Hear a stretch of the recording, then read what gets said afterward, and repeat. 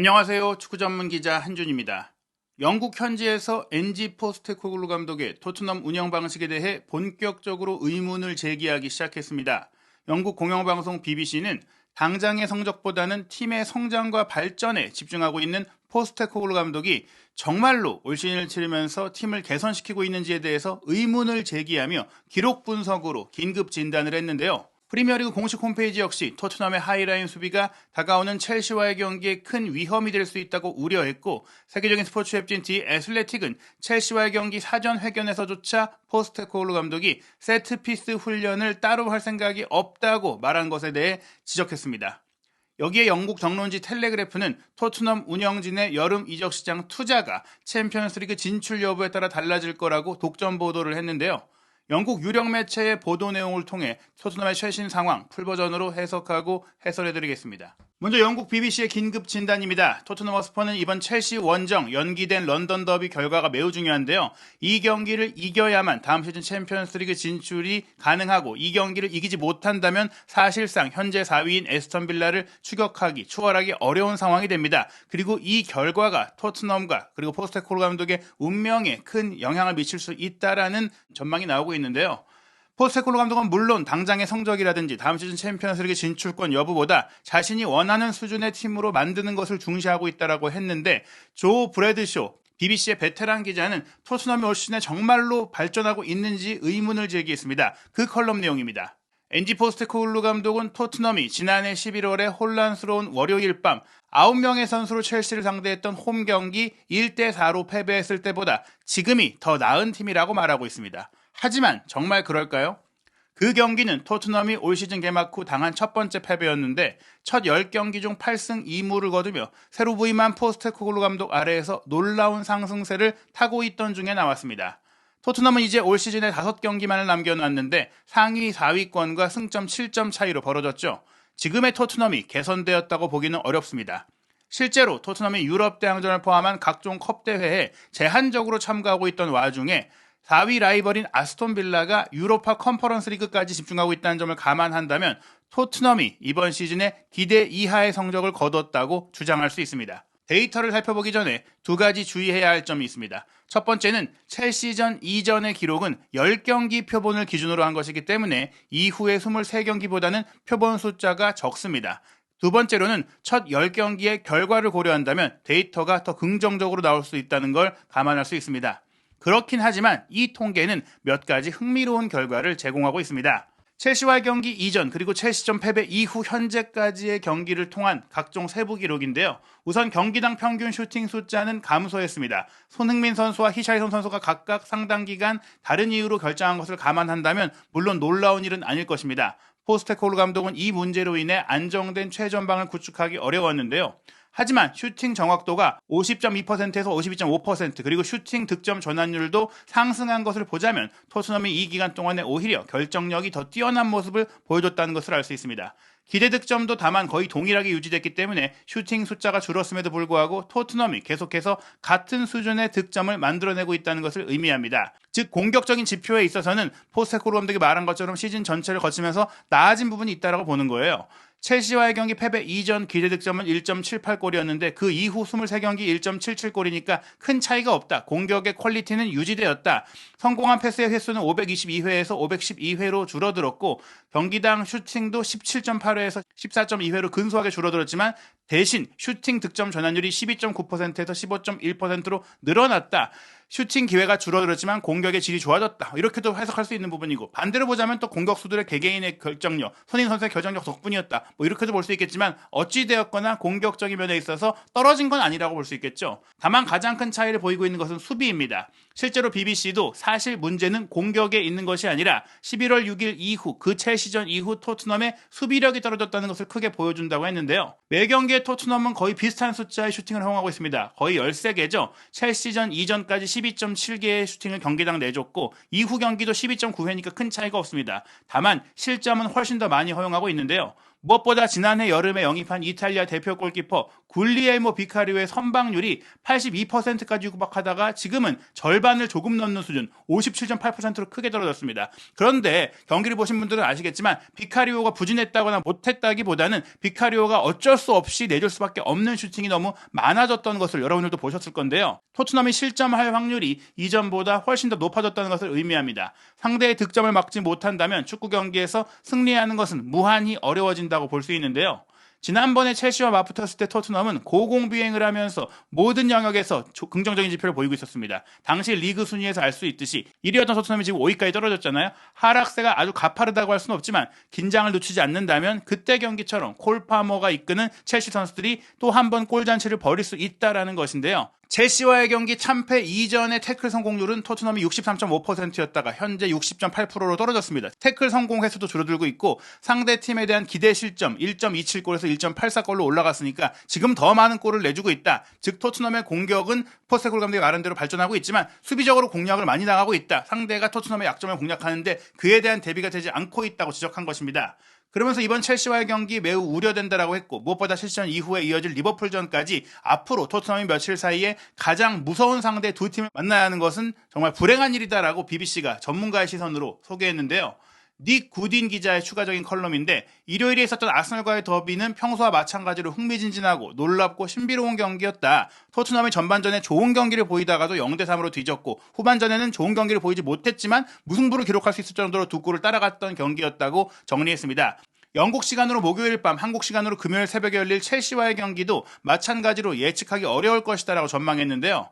지난해 가을에 있었던 첼시전 1대4 대패는 좋든 싫든 이런 종류의 경기에 대한 토트넘의 새로운 접근 방식을 요약해주고 있던 경기였다. 지금 토트넘의 장단점을 명확하게 보여주는 경기였다는 것이죠. 그 경기 이후에 6개월이 지났는데 이 6개월 동안 두 팀 모두 경기의 접근 방식이 꽤 달라졌을 것이다. 두 팀 모두 새로운 감독, 포스테코글루 감독과 포체티노 감독이 부임했기 때문에 그 이후 팀의 퀄리티와 컴팩트함이 더 발전했을 것이다라고 생각하는 것이 합리적이지만 최근의 사건들을 보자면 그렇지 않다는 것을 시사한다며 토트넘과 첼시 모두 그렇게 발전하지 못한 것 같다라고 지적한 건데요. 토트넘은 여전히 수비적으로 취약하다라고 했어요. 수비수인 부주장 크리스티안 로메로를 필두로 기회가 있을 때마다 수비 라인도 공격적인 플레이를 펼치려고 한다는 것이죠. 첼시 같은 경우에는 재능은 부족하지 않지만 집단 정신이 거의 없는 느슨한 개인의 집합체로 남아있다. 페널티킥을 서로 차겠다라고 논쟁을 벌였던 일을 포함해서 첼시가 포체티노 감독 부임 이후 한 시즌 거의 다 치러감에도 불구하고 팀으로 뭉치지 못했다는 겁니다. 마우리시오 포체티노 감독은 토트넘 시절에 잃었던 질서를 만들어내기 위해 고전하고 있다고 했습니다. 양팀 모두 이런 문제들을 갖고 있다. 토트넘은 수비가 문제고 첼시는 조직력이 문제다. 그렇기 때문에 이번 경기 어떤 결과든 일어날 수 있다. 왜냐? 두 팀 모두 그렇게 발전하지 못했고 일관성을 갖추지 못했고 꾸준함을 갖추지 못했기 때문입니다. 디 애슬레틱은 포스테코글루 감독이 첼시와의 경기를 앞둔 기자회견에서 다시 한번 이 세트피스 수비 문제가 드러나고 있는데 그에 대한 별도의 대비를 하지 않겠느냐는 질문에 대해서 포스테코글루 감독이 세트피스 수비 자체에 문제가 없다라고 발언한 것을 집중 조명했습니다. 포스테코글루 감독이 어떻게 대답했냐면요. 아스널과 경기를 마치고 나서 우리는 세트피스의 실점이 일어나는 것을 알고 있지만 그건 세트피스 훈련을 따로 하는 문제가 아니라 우리의 전반적인 경기, 애초에 우리가 시도하는 플랜 A를 더 강화하는 우리의 스타일을 강화하는 게 필요하다라고 이야기했는데요. 경기 내의 모든 작업과 함께 진행해야 하는 부분이라고 하면서 현재 우리가 만들고 있는 팀에 집중해야 할 훨씬 더 중요한 것들이 있다고 했어요. 즉 세트피스 공격이든 수비든 그거를 준비하는 것보다 더 중요한 일이 있기 때문에 그건 우선순위가 아니다라고 얘기한 겁니다. 그러면서 사람들은 축구가 매우 처방적이라고 믿고 싶어하고 실제로 그럴 수 있다고 생각합니다라는 말을 통해서 이게 문제니까 그거 훈련하면은 그게 개선되지 않겠느냐 이렇게 생각한다. 병이 걸렸을 때 그 약을 먹으면 나아진다 이렇게 생각하는 것 같은데 축구는 그렇지 않다 라고 생각하고 나는 그런 말을 믿어본 적이 없다라고 이렇게 얘기를 했습니다. 그러면서 항상 이길 수 있는 환경과 축구 스타일을 만들기 위해 노력했다. 여기가 문제니까 이걸 고치고 여기가 문제가 이걸 고치고 지엽적으로 가는 게 아니라 우리가 원하는 공을 빼앗기지 않으면 그게 수비가 되는 거다. 우리가 골을 많이 넣으면 한두 골을 먹어도 이길 수 있다. 내가 추구하는 것은 그거다. 공을 오래 쥐고 상대를 공략하고 많은 골을 넣는 그 방식으로 간다. 나는 규범적인 방식으로 일해본 적이 없다. 이게 문제니까 이거, 이게 문제니까 이거 수비 훈련도 하고 이렇게 하지 않고 앞으로도 그러지 않을 것이다. 자신의 뚝심을 얘기한 것인데요. 그럼에도 불구하고 디에 슬레이팅은 이 문제를 지적했습니다. 다른 프리미어리그 팀들과 달리 토트넘은 세트피스 전담 코치를 고용하지 않고 있고 1군 코치인 마일 예디낙이 수비적인 데드볼 상황, 세트피스 수비를 담당하고 있고 라이언 메이슨이 세트피스 공격을 담당하고 있다. 그런데 토트넘이 세트피스 공격 수비 모두 날카롭지 못하잖아요. 토트넘은 지난 시즌에 이탈리아 대표팀에서도 일했던 세트피스 전담 코치 지안니 비오와 함께 세트피스에서 아주 강한 모습을 보였었는데 포스테코글루 감독은 일본에 부임하면서 세트피스 전문 코치를 고용할 의사가 없다고 밝힌 바 있습니다. 그리고 나서 토트넘의 세트피스는 굉장히 공수양면에 걸쳐서 약해지고 있죠. 포스테코글루 감독은 구단 측에 어떻게 보면 이제 비카리오 골키퍼가 아스날과의 경기에서 벤 화이트가 장갑을 벗기려고 괴롭힌다거나 또 이전 경기들에서 좀 이제 차징성 플레이를 했던 것이 왜 판정적으로 커버되지 않느냐, 왜 주심 이런 것들을 넘어가느냐, 이거를 좀 항의했다고 해요. 그러니까 이에 대해서 대비한다기보단 심판이 잘못한 거 아니냐, 심판이 보호해줘야 되는 거 아니냐, 뭐 이렇게 얘기를 했거든요. 챔피언스리그 경기 봤을 때는 상대 선수들이 골키퍼에게 그렇게 하면 바로 파울이 선언됐는데 프리미어리그 판정은 왜 그러냐, 오히려 이제 판정에 대해서 항의를 했지 그에 대해서 내가 훈련으로 대비한다 이런 생각은 없다라고 얘기했습니다. 결국에는 포스테코글루 감독이 첼시와의 경기도 세트피스 수비에 대해서는 개선된 모습을 보이기 어렵다고 봐야 될 것 같은데요. 여기에 또 하나의 문제가 있습니다. 바로 하이라인 플레이인데 프리미어리그 공식 홈페이지의 전술 분석가 에이드리안 클라크는 토트넘과의 경기에 개인적으로 올 시즌 가장 좋은 활약을 펼친 니콜라 잭슨, 당시 헤트트릭을 했던 니콜라 잭슨이 이번 경기도 중요한 역할을 할 수 있다라고 전망한 겁니다. 전반기 토트넘과의 경기에서 잭슨이 넣은 세 번째 골 같은 경우에는 그가 기록한 10골 중 골키퍼와의 1대1 상황에서 나온 트루 패스를 받아서 넣은 유일한 골이었다. 이것에 대해서 여러분들이 놀랄 수 있다. 잭슨이 당시에 비카리오 골키퍼를 자신있게 돌파해서 넣었던 것을 봤을 때는 팬들 같은 경우에 이런 유형의 골을 이제 더 많이 넣을 수 있지 않겠느냐라고 생각을 했었다. 왜냐하면 우선 잭슨 자체가 시속 35.21km라는 엄청난 속도를 갖고 있기 때문에 뒷공간을 확 무너뜨리고 골을 넣을 수 있을 것 같은데 막상 토트넘전 이후에는 이런 장면을 많이 연출하지 못했고 많은 기회들을 놓쳤다. 게다가 이번 토트넘과의 경기는 프리미어리그에서 가장 빠른 선수인 수비수 반더벤과 상대하기 때문에 평소보다 좀 더 일찍 스프린트하고자 하는 유혹을 느낄 수 있는데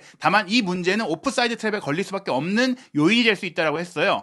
토트넘이 바로 오프사이드 트랩을 통해 하이라인 축구를 하면서 수비의 안정감을 가져가기 위해 상대 공격수를 오프사이드 함정에 빠뜨리는 형태로 수비를 하기 때문인데요. 잭슨은 리버풀의 다르윈 누네스의 30회 다음으로 많은 27회의 오프사이드에 걸린 공격수입니다. 토트넘이 특히 오프사이드 트랩을 잘 쓴다고 이제 소개하면서 포스테코글루 감독의 대담한 팀은 올 시즌에 무려 106회의 오프사이드를 끌어내면서 라인을 높게 유지하는 것을 두려워하지 않는 팀이라고 설명했는데요. 이러한 토트넘보다 오프사이드를 더 많이 야기한 유일한 팀은 에스턴 빌라라고 했는데 에스턴 빌라 같은 경우에는 112회의 패스 시도에서 53회의 스루버를 허용했다. 토트넘은 63회 중에 27회니까 어떻게 보면은 토트넘이 더 많이 허용하면서도 더 많이 이제 오프사이드를 끌어냈다. 뭐 이렇게 얘기를 한 겁니다. 하지만 잭슨의 효과에 대해서 또 하나 주목할 부분은 전방에서 빠르기도 하지만 굉장히 많이 뛰어준다라는 겁니다. 즉 골을 넣진 못한다고 하더라도 경기 영향력이 있다라는 얘기인데요. 전방 압박을 굉장히 열심히 해준다는 얘기죠. 올 시즌 프리미어리그 공격수 중에 최전방에서 전력 질주 횟수가 가장 많은 선수는 여전히 손흥민 선수입니다. 90분당 26.84회인데 그보다 근소하게 적은 게 니콜라 잭슨의 26.82회고요. 리버풀의 다르윈 누네스가 26.05회, 뉴캐슬의 앤서니 고든이 25.64회, 그리고 에버튼의 베투가 23.66회입니다. 첼시의 선수들은 잭슨이 항상 움직이면서 공을 잡기 위해 노력한다는 것을 알고 있습니다. 전방 압박뿐 아니라 부지런히 침투할 때도 스프린트를 하기 때문인데요. 그는 경기에서 숨지 않으며 그 공로를 인정받고 그의 활동량은 흠잡을 데가 없다라고 했어요. 손흥민 선수가 90분당 잭슨보다 더 많은 스프린트를 하는 유일한 스트라이커라고 소개하면서 다만 이제 엔소 페르난데스라는 첼시의 핵심 미드필더이자 후방 조율사가 부상으로 시즌 아웃됐기 때문에 그의 패스가 없다는 게 잭슨의 득점을 뽑아내는 데 있어서 아쉬운 요소가 될 수 있지만 콜 파머, 코너 갤러거, 모이세스 카이세도 역시 타이밍만 맞으면 충분히 잭슨에게 패스를 공급할 수 있다. 즉 잭슨이 분명히 그래도 토트넘과의 경기에서 아주 주목할 활약을 할 수 있다는 겁니다. 다만 잭슨이 오프사이드에도 잘 걸리지만 그걸 뚫어낸다고 하더라도 가장 큰 숙제로 꼽히는 게 빅찬스 미스, 결정력인데요. 잭슨이 올 시즌에 10골밖에 넣지 못한 데에 있어서는 자신이 받고 있는 기회에 대해 불평할 수 없다라고 설명했습니다. 프리미어리그 선수들 중에서 잭슨은 기대 득점이 15.18골인데 실제 득점이 10골이니까요.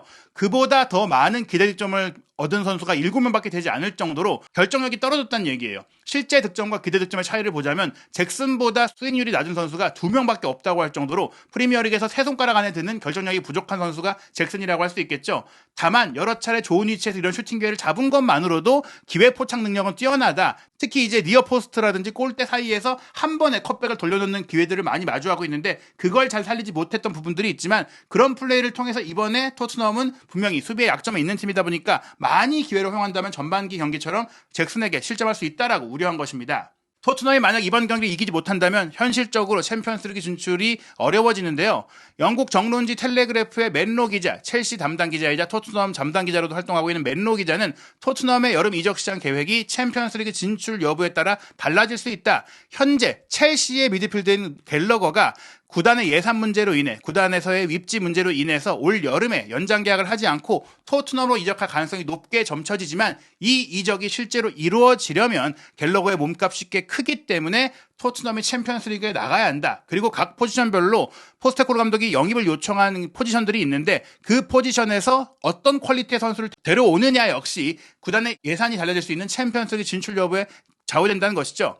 그 주요 내용을 살펴보면 토트넘이 4위를 차지할 경우 챔피언스리그 진출권을 놓칠 경우에 대비해 두 가지의 여름 이적 계획을 세우고 있다는 것인데요.